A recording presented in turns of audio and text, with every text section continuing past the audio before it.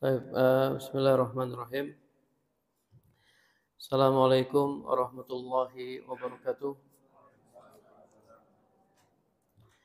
Innal hamdalillah nahmaduhu wa nasta'inuhu wa nastaghfiruh wa na'udzu billahi min shururi anfusina wa min sayyiati a'malina. May yahdihillahu fala mudhillalah wa may yudlil fala hadiyalah.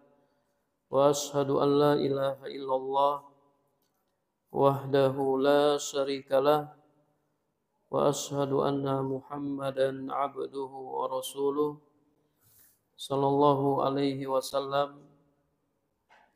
Qala Allah ta'ala fi kitabihil karim, ya ayyuhalladzina amanu taqullaha haqqa tuqatih wa la tamutunna illa wa antum muslimun. Amma ba'du, para jamaah rahimakumullah, para ikhwan dan akhwat, semoga Allah Subhanahu wa taala senantiasa merahmati kita semua. Kita lanjutkan kajian kitab Mulakhas Fiqih Babun fi ahkamil ghasbi, bab hukum-hukum ghasab atau merampas. Al-ghasab secara bahasa artinya akhdhus syai'i zulman. Akhdhus syai'i zulman, mengambil sesuatu secara zalim. Secara istilah, ghasab adalah al-istila'u ala haqqi ghairihi qahran bi ghairi haqqin. Menguasai milik orang lain secara paksa tanpa alasan yang benar. Menguasai milik orang lain secara paksa tanpa alasan yang benar. Taib ini pengertian ghasab. Al-istila'u ala haqqi ghairihi qahran bi ghairi haqqin. Ghasab atau merampas barang milik orang lain diharamkan berdasarkan ijma' kaum muslimin dan berdasarkan firman Allah Ta'ala dalam surat Al-Baqarah ayat 188. Allah Subhanahu wa taala berfirman, wala ta'kulu amwalakum bainakum bil batil. Janganlah kalian memakan harta kalian di antara kalian dengan cara yang batil. Ghasab termasuk bentuk memakan harta secara batil yang paling besar. Wal ghasbu min a'zami suwari akli malil bil batil. Jadi kita dilarang memakan harta dengan cara yang batil. Contohnya, contoh yang paling besar memakan harta secara batil, ghasab, merampas harta orang lain tanpa alasan yang hak. Kemudian berdasarkan sabda Nabi sallallahu alaihi wasallam, inna dima'akum wa amwalakum wa a'radakum 'alaikum haramun. Sesungguhnya darah kalian, harta kalian dan kehormatan kalian haram atas kalian. Ini Nabi SAW beliau sampaikan ketika Hajjatul Wada, haji perpisahan. Kemudian Nabi berkhutbah. Di antara yang beliau sampaikan hadis ini, inna dima'akum wa amwalakum wa a'radakum 'alaikum haramun. Sesungguhnya darah kalian, harta kalian, kehormatan kalian haram atas kalian. Artinya tidak boleh kita menumpahkan darah saudara kita. Tidak boleh kita mengambil hartanya dan tidak boleh kita merendahkan kehormatannya. Ini termasuk apa? Kezaliman. Menumpahkan darah orang lain tanpa alasan yang hak, ini termasuk kezaliman.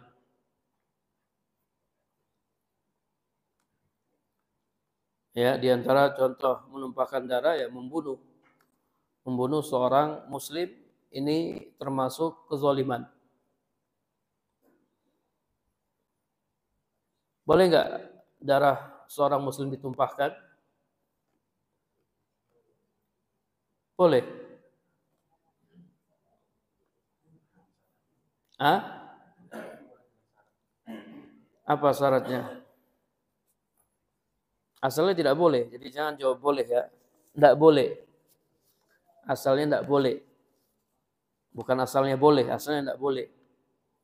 Kecuali dengan alasan yang hak. Bukan asalnya boleh, asalnya nggak boleh. Menumpahkan darah seorang muslim, membunuh seorang muslim nggak boleh. Kecuali dengan alasan yang hak. Alasan yang hak seperti apa? Seperti na'am. Yang pertama an-nafsu bin nafsi, jiwa dibalas dengan jiwa. Kalau ada orang yang membunuh orang lain, maka dia harus dibunuh. Qisas namanya.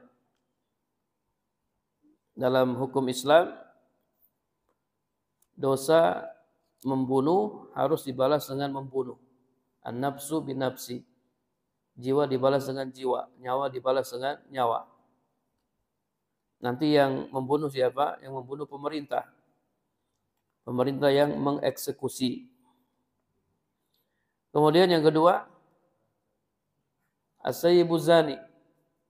Orang yang sudah menikah, sudah melakukan hubungan intim, kemudian berzina. Jadi sudah melakukan hubungan intim dengan pasangannya, hubungan suami istri. Kemudian berzina, maka dia dirajam sampai dia mati, dilempari pakai batu sampai dia mati. Zina dan yang seperti zina, seperti homoseksual juga sama. Pelaku homoseksual juga dibunuh, dihilangkan nyawanya. Ya saja para ulama berbeda pendapat, dia dibunuh dengan cara apa? Ada yang mengatakan dibunuh dengan cara dirajam, ada yang mengatakan dia dibawa di bangunan yang paling tinggi kemudian dilempar ke bawah. Jadi kalau ada orang melakukan homoseksual di Jogja misalnya, kemudian diterapkan kepadanya hukum Islam, kita nyari bangunan yang paling tinggi di Jogja di mana? Yang paling tinggi. Kemudian dia dilempar, lalu dilempari dengan batu sampai dia mati. Pelaku homoseksual, kemudian orang yang menggauli hewan, orang yang menyetubuhi hewan, ini juga hukumannya dibunuh. Ini yang seperti zina, Kemudian yang berikutnya, na'am, at-tariku lidini al-mufariqu lil jamaah, orang yang murtad. Orang yang murtad, awalnya dia Islam, kemudian dia meninggalkan agama Islam, maka hukumannya dibunuh. Man baddala dinahu faqtuluh. Siapa yang murtad, maka bunuhlah dia. Ya, namun hukuman ini yang melakukannya adalah pemerintah.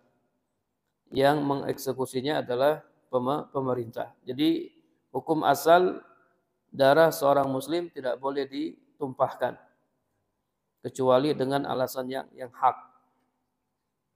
Kemudian juga wa amwalakum, ya tidak boleh kita mengambil harta orang lain. Ghasab ini termasuk perbuatan mengambil harta orang lain dengan cara zalim. Kemudian tidak boleh kita merendahkan kehormatan orang lain, apalagi kehormatan seorang muslim. Seorang muslim sangat terhormat di sisi Allah Subhanahu wa taala, kita tidak boleh merendahkan kehormatannya. Kemudian Nabi sallallahu alaihi wasallam bersabda, la yahillu malu mri'in muslimin illa bi biti binafsin minhu. Tidak halal darah seorang muslim, tidak halal harta seorang muslim kecuali dengan kerelaan hatinya. Kecuali dengan kerelaan hatinya. Ghasab ini termasuk perbuatan merampas harta orang lain secara paksa tanpa kerelaan hati pemiliknya. Taib. Jadi intinya ghasab diharamkan berdasarkan Al-Quran, berdasarkan sunnah, dan berdasarkan ijma' kaum muslimin. Ghasab muharramun. Taib. Kemudian harta yang dirampas bisa berupa harta yang tidak bergerak dan bisa berupa harta yang bergerak. Harta yang dirampas bisa berupa harta yang tidak bergerak. Harta yang tidak bergerak seperti apa? Seperti tanah, ya, rumah, properti. Kalau harta yang bergerak seperti apa? Nah, seperti hewan, ya. Kalau sekarang mungkin kendaraan, mobil, motor, dan seterusnya. Liqaulihi sallallahu alaihi wasallam, berdasarkan sabda Nabi sallallahu alaihi wasallam, "Manika tata'a sibran minal ardi zulman tuwiqahu min sab'i ardin." Barang siapa mengambil sejengkal tanah orang lain secara zalim, maka akan dipikulkan kepadanya 7 lapis bumi. Akan dipikulkan kepadanya 7 lapis bumi, dalam riwayat lain yaumal qiyamah, pada hari kiamat. Ini ancaman mengambil tanah orang lain. Hanya 1 jengkal tok. Bukan 1 meter ya. Sejengkal tok mengambil tanah orang lain dengan cara zalim, maka hukumannya akan dipikulkan kepadanya 7 lapis bumi.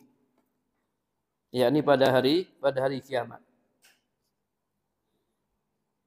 Ya, jadi seharusnya kita berhati-hati ya, jangan sampai ada tanah orang lain yang kita ambil. Ini perbuatan yang hukumannya sangat berat. Akan dipikulkan kepadanya 7 lapis bumi. Dalam hadis yang lain, Nabi SAW bersabda, "La'anallah man ghayyara manarul ardi." Allah melaknat orang yang merubah patok-patok tanah. Tujuannya dia ingin mengambil tanah orang lain, kemudian dia rubah patok-patoknya. Mending tanah kita diambil daripada kita mengambil tanah orang lain. Artinya kalau kita dikasih pilihan antara mengambil tanah orang atau tanah kita diambil, mending tanah kita diambil. Karena kalau tanah kita diambil secara zalim, ya kita mazlum. Jatuhnya kita terzolimi. Nanti akan disebutkan keutamaan orang yang terzolimi. Beda kalau kita mengambil tanah orang lain, jatuhnya kita zalim. Pilih jadi orang zalim atau yang mazlum? Yang mazlum, yang terzolimi. Jadi hati-hati para jemaah yang dirahmati Allah Subhanahu wa taala. Kita hidup di zaman orang yang tidak mau tahu. Ya, kadang dia ngambil tanah orang lain dan dia tidak mau tahu. Dia tidak mau tahu. Ini dosa besar. Ini dosa besar. Karena ancamannya berat, kemudian termasuk dosa yang dilaknat oleh Allah Subhanahu wa taala. Setiap dosa yang dilaknat itu dosa besar. Allah melaknat orang yang merubah patok-patok tanah.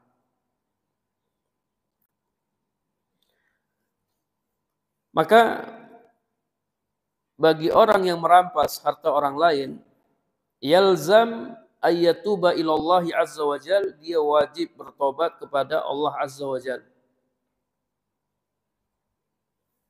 dan mengembalikan harta yang dia rampas kepada pemiliknya dan meminta maaf. Jadi orang yang menzolimi orang lain, syarat tobatnya ada tambahannya. Jadi syarat tobat itu kata Syekh Muhammad bin Shalih Al-Utsaimin dan juga kata Imam Nawawi dalam Riyadhus Shalihin, syarat tobat itu yang pertama ikhlas.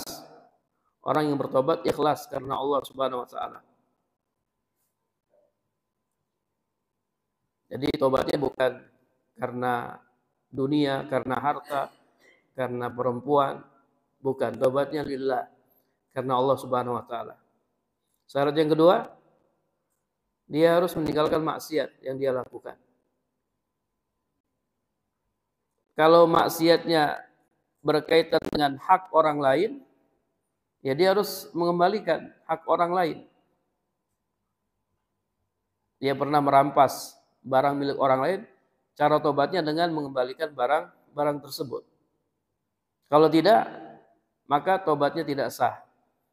Tobatnya tidak diterima.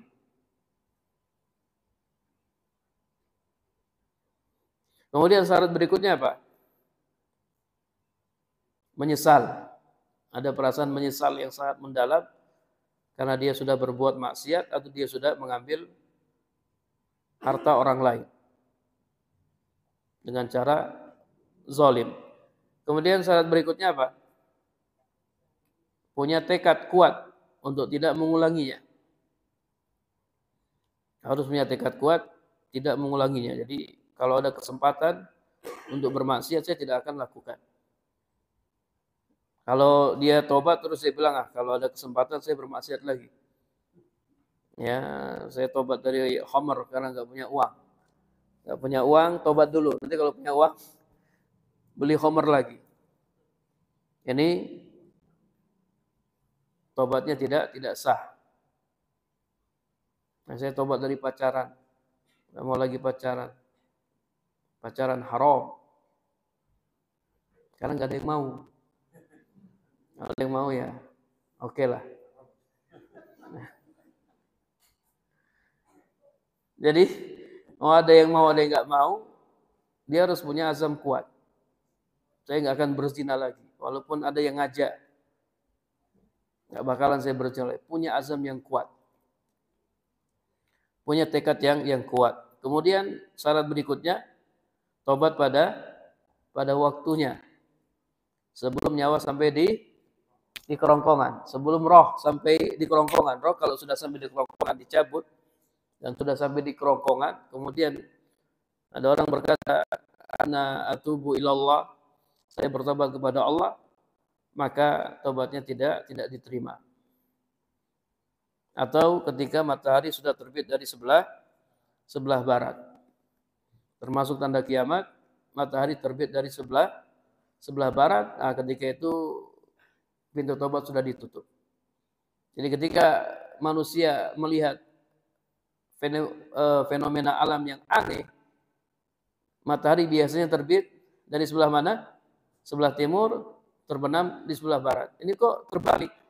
Matahari kok terbit dari sebelah barat?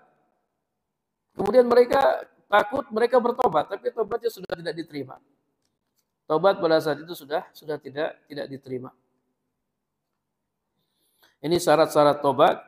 Jadi yang terpenting, orang yang pernah mengambil barang orang lain, dia bertobat kepada Allah dan dia mengembalikan barang tersebut kepada pemiliknya dan dia meminta maaf. Minta maaf. Nabi sallallahu alaihi wasallam bersabda, "Man kanat lahu mazlamatun li ahadin min 'irdihi aw syai'in falyatahallal minhu al-yawm qabla alla yakuna dinarun wala dirhamun, yakni yaumal qiyamah." Kata Nabi SAW, barang siapa yang pernah menzolimi saudaranya, baik itu kehormatannya atau yang lainnya, maka hendaknya dia minta maaf al-yaum, hari ini, sekarang. Jangan ditunda-tunda para jamaah. Jangan ditunda-tunda. Fal yatahallal minhu al-yaum, hendaknya dia minta dihalalkan atau minta maaf pada hari ini. Sebelum alla yakuna dinarun wala dirhamun, sebelum tidak ada dinar dan tidak ada dirham. Yakni yaumal qiyamah, sebelum hari kiamat. Jadi minta maaf itu jangan ditunda-tunda, jangan tunggu lebaran ya. Kalau lebaran aja baru minta maaf. Enggak. Minta maaf itu disegerakan karena kita tidak tahu kapan kita meninggal dunia. Nanti belum sampai lebaran sudah meninggal dunia kan repot. Dan tidak perlu malu ya. Orang yang minta maaf tidak perlu malu. Minta maaf supaya nanti urusan kita pada hari kiamat mudah. Tidak berat. In kana lahu amalun shalihun ukhidha minhu bi qadari mazlamatihi. Jika dia punya amal soleh, maka akan diambil amal solehnya sesuai kezalimannya. Wa illam takun lahu hasanat. Jika dia tidak punya kebaikan-kebaikan, ukhidha min sayyiati sahibihi fahumila alaihi, maka akan diambil dosa temannya yang terzolimi lalu dipikulkan kepadanya. Hadis riwayat Bukhari dari sahabat Abu Hurairah radhiyallahu anhu. Dalam riwayat Muslim, ya ini para jamaah ini orang ini termasuk orang yang muflis, orang yang bangkrut pada hari kiamat. Kita sudah pernah bahas tentang orang yang bangkrut di dunia. Orang yang bangkrut itu orang yang hartanya tidak cukup untuk membayar hutang-hutangnya. Dia dikatakan muflis, bangkrut, dia pailit. Utangnya 1 miliar, sementara hartanya hanya 500 juta misalnya. Kalau dia jual semua, mungkin nilainya 500 juta. Sementara utangnya 1 M. Maka orang ini dia dianggap orang yang muflis, orang yang bangkrut. Hartanya tidak cukup untuk melunasi hutang-hutangnya. Pada hari kiamat ada juga orang yang bangkrut. Nabi SAW bersabda, "Atadruna mal muflis?" Tahukah kalian siapakah orang yang bangkrut, orang yang pailit? Qalu al-muflisu fina man la dirham lahu wala mata. Kata para sahabat, orang yang bangkrut menurut kami orang yang tidak punya dirham dan tidak punya harta. Faqala, kata Nabi sallallahu alaihi wasallam, innal muflisa min ummati ya'ti yaumal qiyamah bi salatin wa siyamin wa zakatin. Sesungguhnya orang yang bangkrut dari umatku pada hari kiamat adalah orang yang datang dengan membawa pahala solat, pahala puasa, dan pahala zakat. Ini orang yang rajin solat, rajin puasa, rajin bayar zakat. Dia punya pahala-pahala. Datang membawa pahala solat, pahala puasa, dan pahala zakat. Wa ya'ti qad satama haza wa qazafa haza wa akala mala haza wa safaka dama haza wa daraba haza. Namun di sisi lain, dia juga punya kezaliman. Kezaliman terhadap orang lain. Dia pernah mencela orang lain, mencaci maki orang lain, menuduh ya orang lain tanpa bukti. Dia juga pernah memakan harta orang lain, menumpahkan darah orang lain, dan pernah memukul orang lain. Datang bawa pahala, di sisi lain dia punya kezaliman-kezaliman. Fayu'ta hadza min hasanatihi wa hadza min hasanatihi. Maka orang yang dia zalimi itu akan diberikan kepadanya kebaikan-kebaikannya, pahala-pahalanya. Jadi tadi pahala puasa, pahala salat, pahala zakat itu akan diberi kepada siapa? Kepada orang yang dia zalimi. Karena sudah enggak ada dinar, enggak ada dirham, mau bayar pakai apa? Sudah enggak ada rupiah para jemaah. Yang ada hanya pahala. Udah bayar pakai pahala. Ya ini pernah dia zalimi, bayar pakai pahala. Maka antum yang terzalimi itu antum nyantai aja antum ya. Nanti dibayar pakai pahala. Ini dibayar, itu dibayar. Fa in faniyat hasanatuhu, jika kebaikan-kebaikannya habis, karena tadi kezolimannya banyak, kebaikan-kebaikannya habis, sementara kezolimannya masih ada, bayarnya pakai apa? Maka dosa-dosa orang yang dia zolimi akan ditimpakan kepadanya, summa turiha finnar, kemudian dia dilemparkan ke dalam neraka. Ini orang yang muflis, orang yang bangkrut. Sudah beribadah kepada Allah, sudah sholat, sudah puasa, sudah zakat, ternyata pahalanya diambil sama orang lain. Makanya minta maaf, para jamaah minta maaf. Antum gak usah malu-malu. Ya, pernah nyuri mangganya orang, datang ke orang yang minta maaf, nyuri sandalnya orang, kemudian juga pernah nggak bayar utangnya orang, minta maaf, kemudian kita kembalikan barang-barang tersebut. Kita kembalikan barang-barang tersebut. Ustaz, kalau nyuri mangganya sudah dimakan, sudah di perut, gimana Ustaz? Ganti pakai uang sesuai harga mangga tersebut. Ganti pakai uang. Jadi minta maaf para jamaah, gak usah malu-malu ya untuk minta maaf, daripada nanti pahala kita akan diambil oleh orang yang kita zolimi. Para jamaah yang dirahmati Allah Subhanahu wa taala. Kemudian kata penulis, fa in kanal maghsub baqiyan radda bihalihi.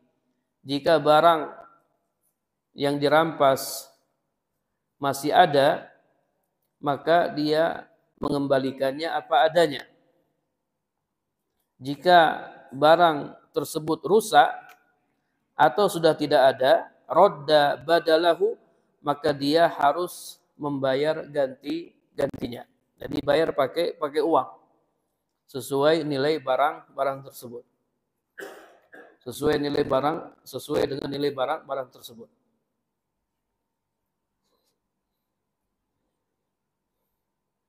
Antum catat ya, kalau punya utang catat, tulis. Khawatir nanti lupa. Ya, khawatir nanti lupa. Dan untuk utang ini nggak boleh nunda-nunda.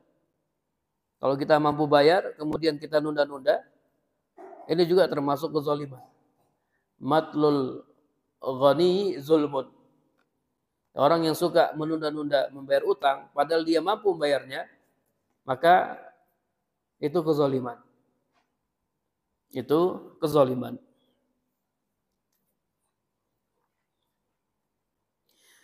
Qala Imam Al-Muwaffaq, kata Imam Al-Muwaffaq di sini kalau tidak salah Imam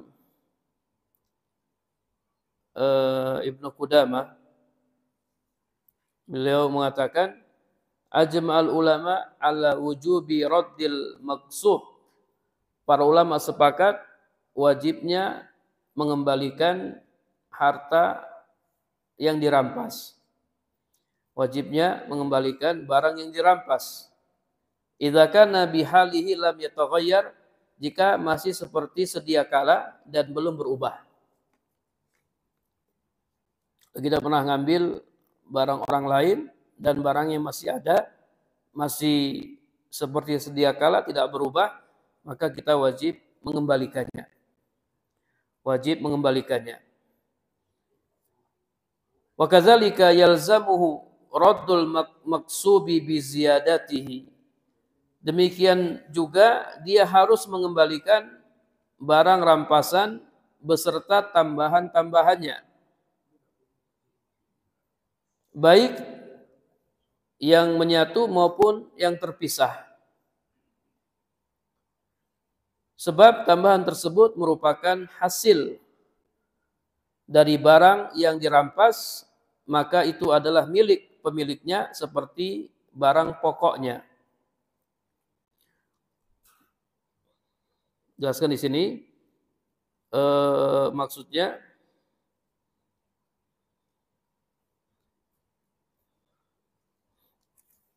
contoh misalnya yang menyatu ya. Misalnya seseorang merampas seekor anak sapi milik orang lain. Lalu anak sapi itu tumbuh menjadi sapi dewasa, maka dia harus mengembalikan sapi yang sudah dewasa itu kepada pemiliknya. Ini maksudnya dengan tambahan-tambahannya. Waktu dia rampas, sapinya masih kecil. Terus sapinya jadi besar. Jadi gede sapinya, maka dia wajib mengembalikan sapi yang besar tersebut kepada pemiliknya.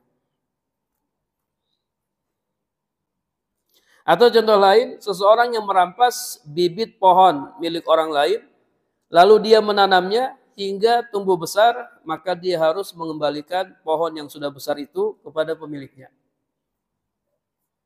Terserah gimana caranya, pohonnya harus dibalikin. Ustaz, gimana cara udah gede pohonnya? Ya harus dibalikin.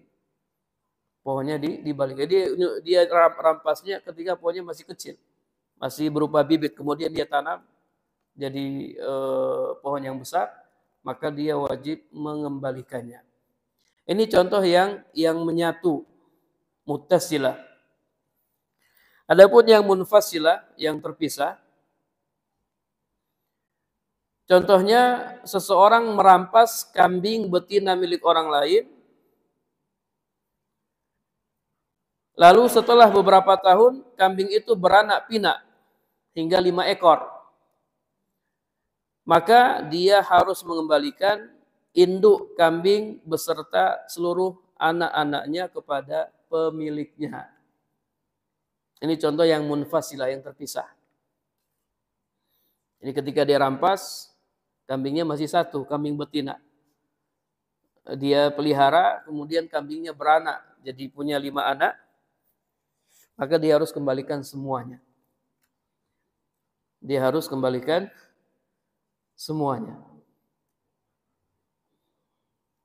Jangan dia bilang enggak, ini karena saya sudah pelihara, saya sudah kasih makan anak-anaknya buat saya, kamu ambil induknya. Enggak, dia harus kembalikan semuanya. Ini kata penulis, karena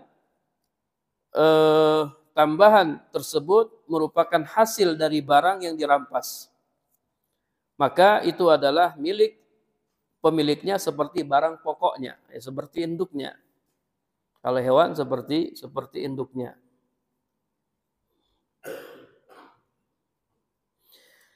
Kesimpulannya, semua tambahan dari barang yang dirampas, baik yang tumbuh bersama barang tersebut yang menyatu maupun yang terpisah, yang berasal darinya tapi terpisah, semuanya adalah milik pemilik asli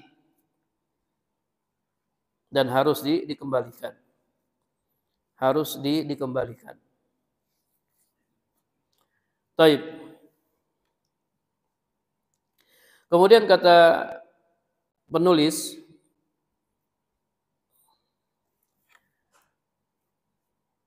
wa idza kana al-ghasibu qad bana fil ardil maqsubah au gharasa fiha, apabila perampas telah mendirikan bangunan di atas tanah rampasan atau dia menanam tanaman di tanah rampasan, maka dia harus menghilangkan bangunan dan mencabut tanaman tersebut jika diminta oleh pemiliknya. Merampas tanah orang lain, kemudian dia buat bangunan, dia harus robohkan bangunan tersebut. Dia harus robohkan bangunan tersebut. Atau dia menanam tanaman di tanah tersebut, maka dia harus cabut tanaman-tanaman tersebut jika diminta oleh pemiliknya. Hal ini berdasarkan sabda Nabi SAW, laisa li'irkin zalimin haqqun. Orang yang menanam secara zalim tidak memiliki hak apapun. Orang yang menanam secara zalim tidak memiliki hak apapun. Hadis riwayat Tirmizi.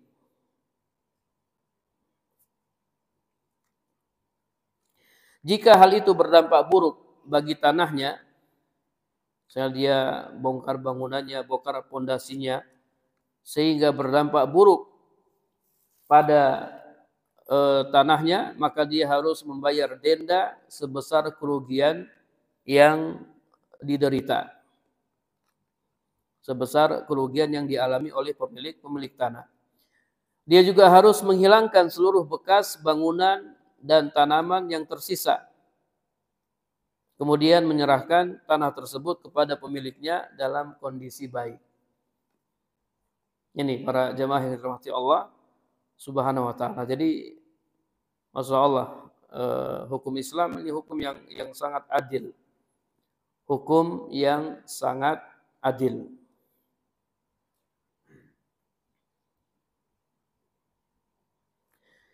Wa yalzamuhu aidan daf'u ujratiha munzu an ghasabaha ila an sallamaha. Dia juga harus membayar ongkos sewa tanah sejak merampasnya hingga mengembalikannya. yakni ongkos sewa untuk tanah seperti itu. Hal ini karena dia telah menghalangi pemiliknya dari memanfaatkan tanahnya selama jangka waktu tersebut tanpa alasan yang benar. Jadi kalau dia merampas tanah orang lain selama 10 tahun, dia belum mengembalikannya, maka dia harus bayar itu ongkos sewanya selama 10 tahun. Kalau tanah itu disewakan selama 10 tahun kira-kira berapa? Berapa nilainya? Dia kembalikan tanahnya plus dia bayar ongkos sewanya. Karena gara-gara dia pemiliknya tidak bisa memanfaatkan tanah tersebut. Kan bisa saja dia sewakan tanah tersebut atau dia tanam sesuatu di tanah tersebut. Ini hukuman bagi orang yang merampas tanah orang lain, mengembalikan tanahnya dalam kondisi baik, kemudian dia juga harus membayar ongkos sewa tanah tersebut sesuai waktu dia merampas tanah tersebut.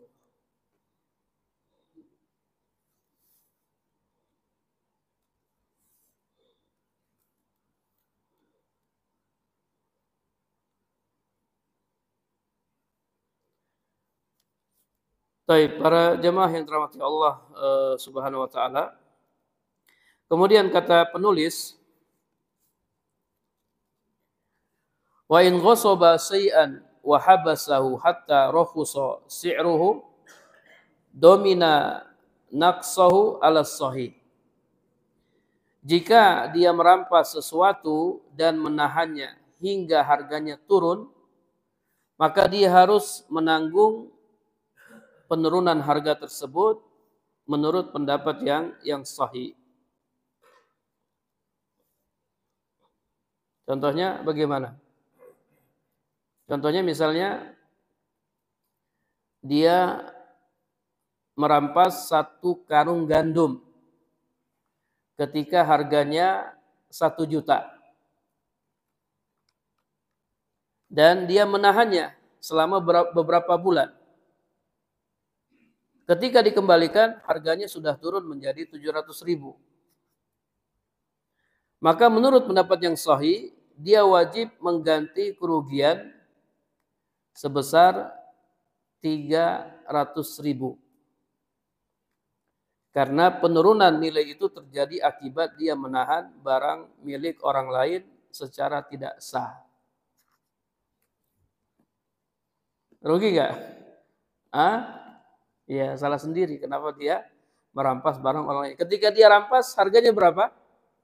Harganya 1 juta. Kemudian dia tahan. Dia tahan hingga akhirnya barangnya turun. Harganya jadi 700.000. Ketika dia kembalikan harganya jadi 700.000. Maka dia harus membayar ganti ruginya. Dia harus membayar ganti ruginya sesuai harga barang tersebut. Para jamaah yang dirahmati Allah Subhanahu wa taala. Jadi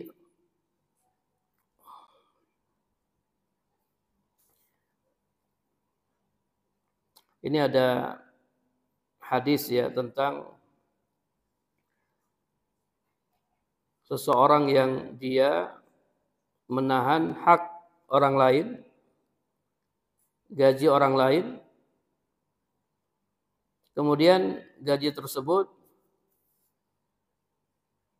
dia kembangkan dan menghasil keuntungan. Nabi bersabda, orang yang ketiga berkata, "Ya Allah, dulu aku menyewa beberapa orang pekerja. Lalu aku berikan upah mereka masing-masing, kecuali satu orang yang meninggalkannya begitu saja. Dia tidak ambil apa? Dia tidak ambil gajinya. Satu orang tidak ambil gajinya.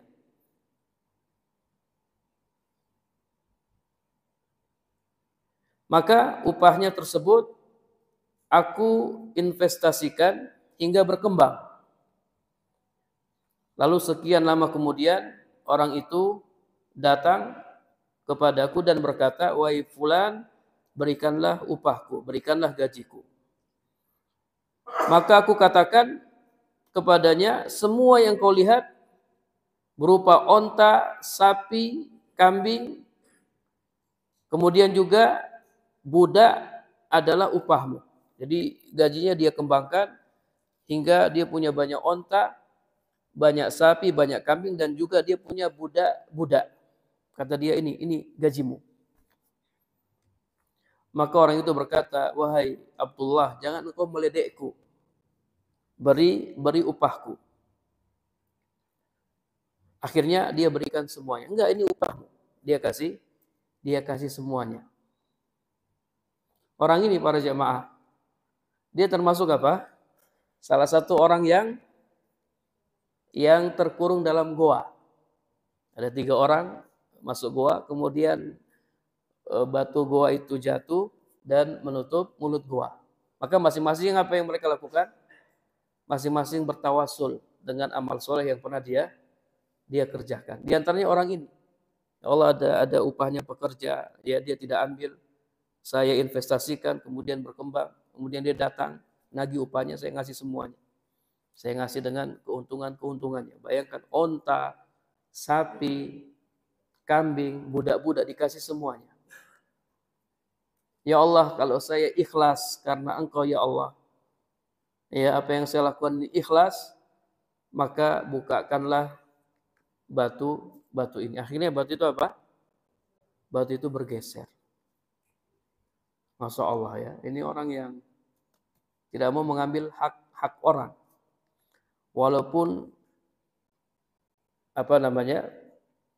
walaupun dia yang kembangkan harta tersebut, kan bisa-bisa saja dia kasih gajinya sesuai upahnya, ya atau tidak?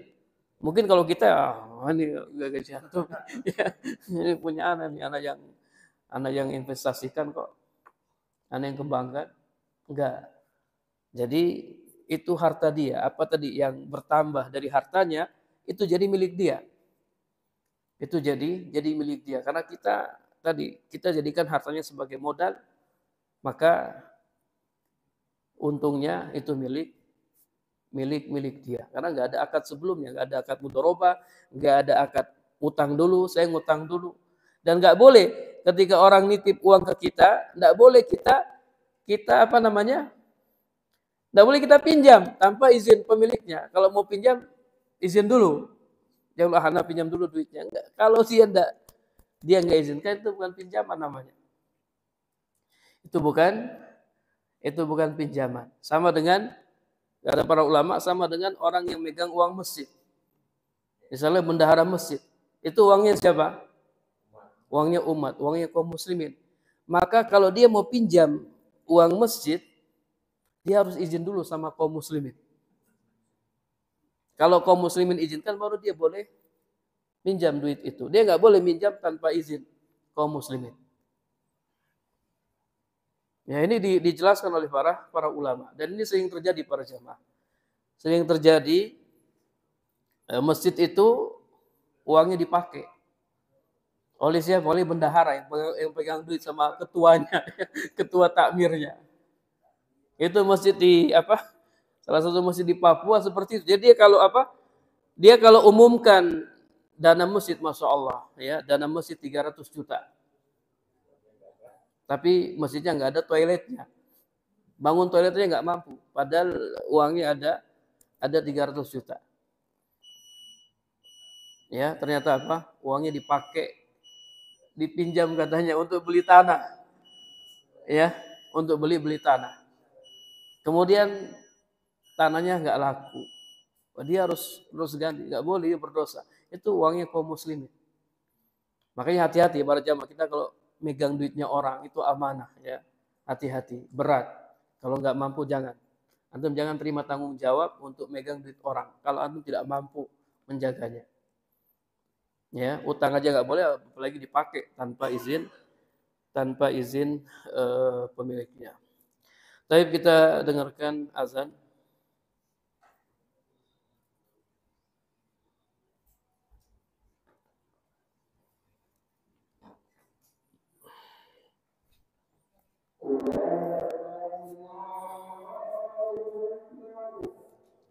Oh.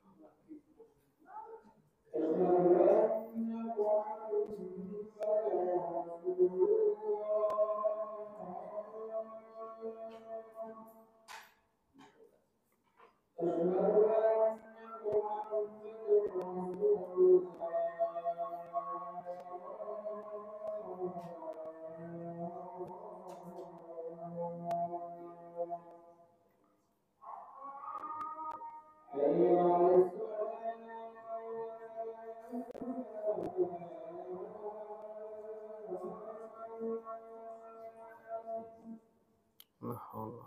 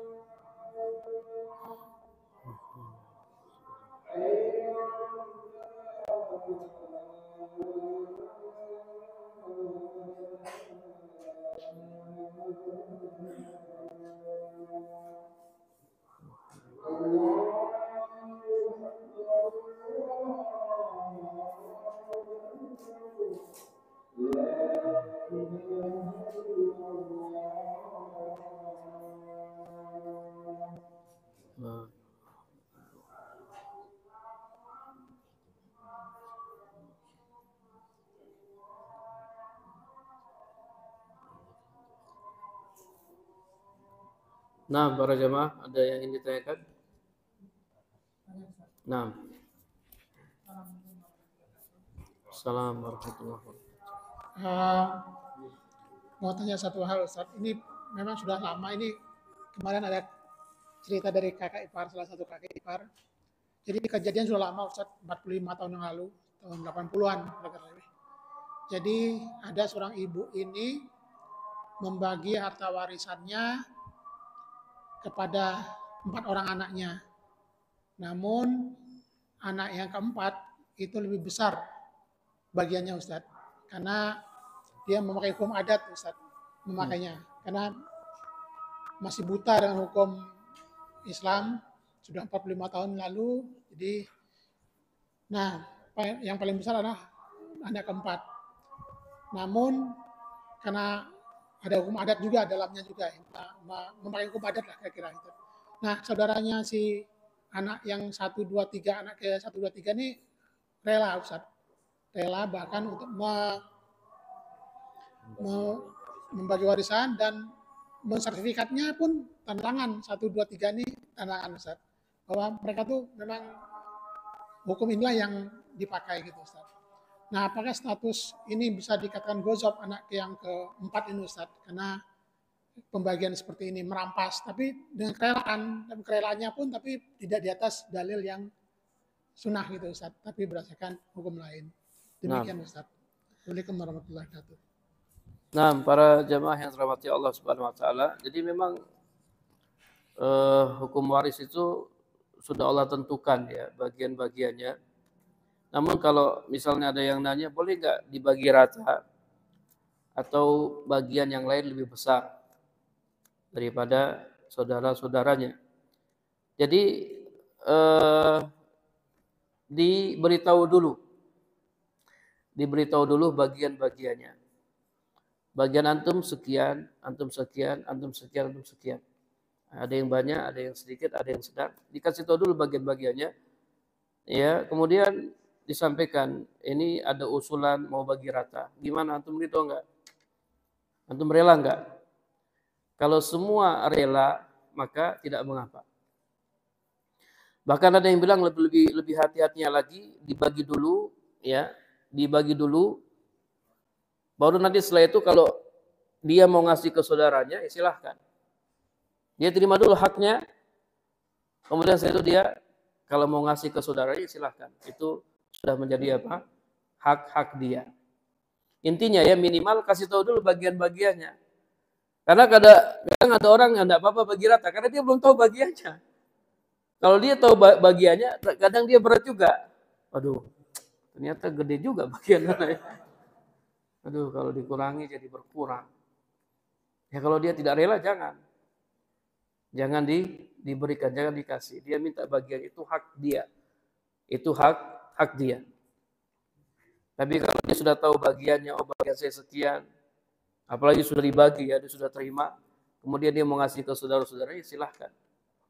Nah, ini tidak termasuk gosop ya, karena ini tadi hadis Nabi, illa bitibi nafsin minhu.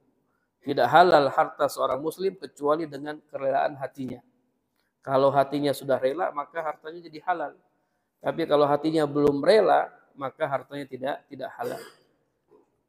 Hartanya tidak halal. Tadi poin pentingnya dikasih tahu dulu bagian-bagiannya, baru kalau mau dibagi rata ya silahkan. Atau mungkin dia ingin ngasih yang tua lebih banyak, itu silahkan. Yang penting dia sudah tahu berapa haknya. Kalau mau lebih aman dia bagi-bagikan dulu.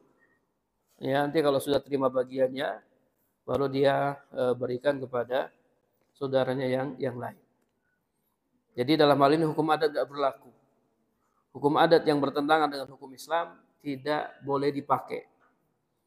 Ya, kita orang Islam, kita terikat dengan hukum-hukum Islam, dengan hukum-hukum Allah Subhanahu wa taala karena kita muslim. Kita muslim yang tinggal di Indonesia. Maka kita terikat dengan hukum-hukum Islam. Kalau ada hukum di Indonesia yang bertentangan dengan hukum Islam, kita tidak pakai hukum di Indonesia, apalagi hukum adat. Yang kita pakai hukum apa? Hukum Islam. Karena kita muslim, kita orang Islam, kita terikat dengan hukum-hukum Islam. Ada lagi para jemaah? Jadi masih satu pertemuan lagi ya tentang gosop.